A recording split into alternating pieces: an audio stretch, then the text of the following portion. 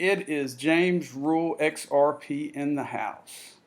I am really excited about today's video because I'm going to be going over some things. First of all, I'm going to talk about the digital age and technology and what I have seen since I've been in it. And then I'm going to give you some hints about how I research XRP and Ripple on the internet and apply those links to Twitter. So let's go ahead and get started. I graduated high school in 1985. And in 1987, my first home computer was a compact 286. And this thing was loaded with some stuff. It had 64 kilobytes of RAM. It had a 5.25-inch diskette and also a 3.5-inch 1.44 megabyte diskette drive. It had a 40 megabyte fixed disk hard drive. And folks, this was tech back in 87. Everything ran off these little floppy disks. The 3.5 disc are 1.4 megabytes, which is crazy. But this was the tech back in 87, and we've came such a long way. With this computer, I would hook, the first modem I had was a 2400 baud modem, which was dial up, and this is as fast as it got. I would get on bulletin boards and, just read pretty much text, and that's pretty much all we had back then. Then from there, the baud rates went up. My last one, I think, was a 56K modem, which was a tremendous upgrade from the original 2400 baud. Now, you ask, how many gigabytes or how many of these floppy disks would it take to make a gigabyte? A 1.44 megabyte diskette back in 87, it would take 694 of those to make 1 gigabyte. And get this, if you want a terabyte of data off of these 1.44s, it would take 694,444 of these diskettes to make a terabyte. So, to me, that is amazing to look at the stack that would make just to make a terabyte.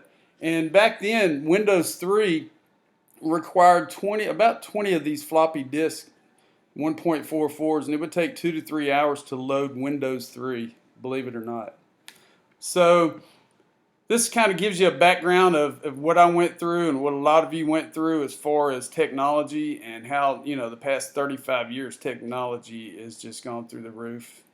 I was on ICQ, a chat base back then. When Napster came out, you could download a song with your modem. It would take an hour to download a song. And today, with the technology, it's just amazing. But anyway, enough of that. As far as my research, there are a few things I want to look at. And the first one is the Ripple webpage.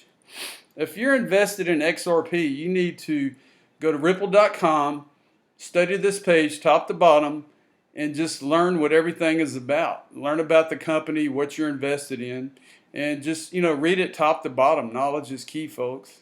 And you also need to go to xrpl.org and read the XRP ledger top to bottom, because this explains how XRP works, on-demand liquidity, how every resource with XRP is used. So I highly recommend that you go to this page and read it top to bottom so you can kind of get an idea of what your investment is doing. Okay, let's get to the research part. I'd like to think outside of the box, and basically by doing that, instead of just typing in XRP or Ripple or something in a search, go in and take today's technology or what is being talked about, like fintechs and, fintech, XRP, the IMF, everything that you see on the news or see on Twitter, put that in as an extra search item, and you will definitely get some more information off the internet. Like right here, regulatory compliance makes Ripple the fintechs of our choice, Bank of America. Ripple compliant chip development is said to be sponsored by the U.S. Also, you can type in IMF Ripple XRP. The Tron Weekly has an article here. Ripple has serious connections with central banks, even the IMF. And, like I said, think outside the box when you're doing your research, and you will definitely find a lot more information. There's a couple of web pages that give a lot of information. Bitcoinist.com has a lot of articles that come out on the cryptocurrency news. Also, you have the Daily Hodel, which has a ton of information on cryptocurrency and XRP. Those are just a couple ways and just a couple things I do outside of the box, which helps me research what I'm invested in.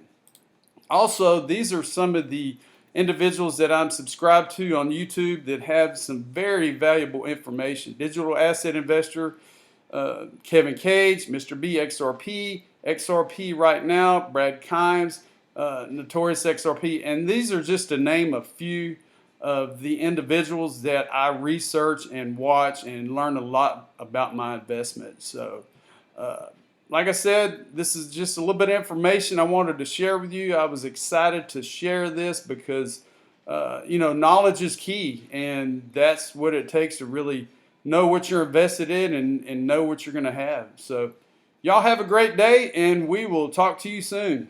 Bye.